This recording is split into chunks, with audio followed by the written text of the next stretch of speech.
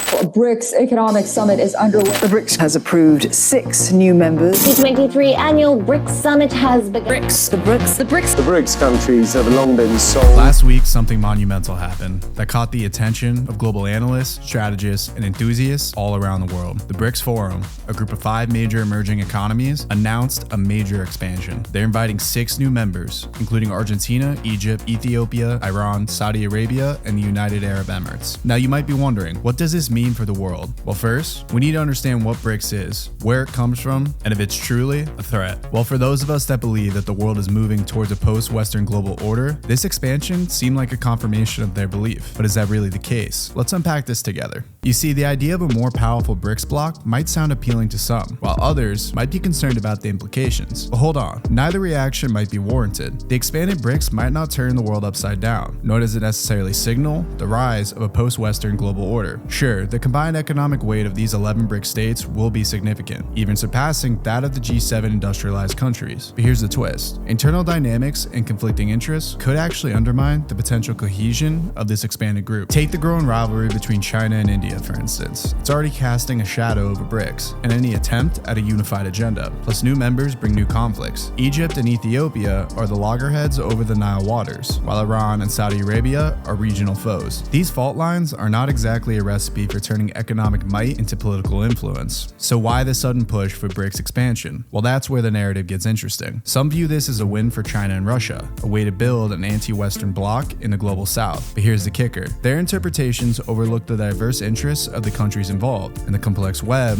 of engagement with major powers. Let's not forget that international relations are like a finely woven tapestry. BRICS might seem like a new, non-aligned movement, but the reality is quite different. An expanded BRICS won't magically transform into a potent force for change. It's more like a bigger talk shop that's grappling with its own internal dynamics. What about the power struggle between China and India within this evolving network? Well, China might not be looking to expand its role in the global south, but guess what? India, Saudi Arabia, and the UAE have their own ambitions too. They're not just willing to be passive players, they're out there to make a mark on the world stage. In fact, the competition for global influence among these BRIC countries might be more consequential than their so-called common interests in countering the West. For example, India is already a part of other exclusive circles, like the Quadrilateral Security Dialogue and the I2U2 Forum. And let's not forget their appetite for more resilient supply chains, which basically is code for reducing dependence on China. There's actually a lot we can learn from history, so let's take a quick trip back in time. This isn't the first time we've seen attempts to form anti-Western coalitions, from Lenin's call to set the East ablaze to Mao's quest for revolutions. History tells us that uniting non-Western societies against the West has its challenges. Even the Soviet Union's alliance and the African and Asian nationalists didn't lead the outcomes that they hoped for.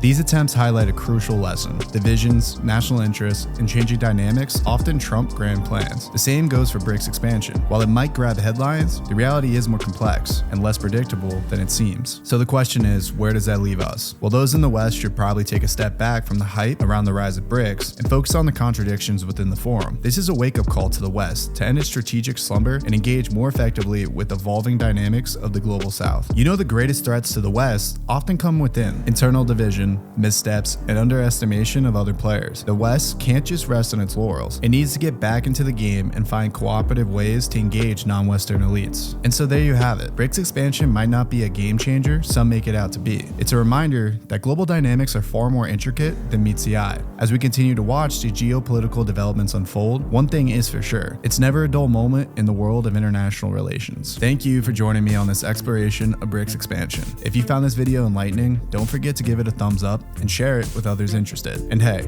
remember to hit that subscribe button as well as the bell icon so you won't miss out on any upcoming insights and another video on why BRICS might just be a threat after all.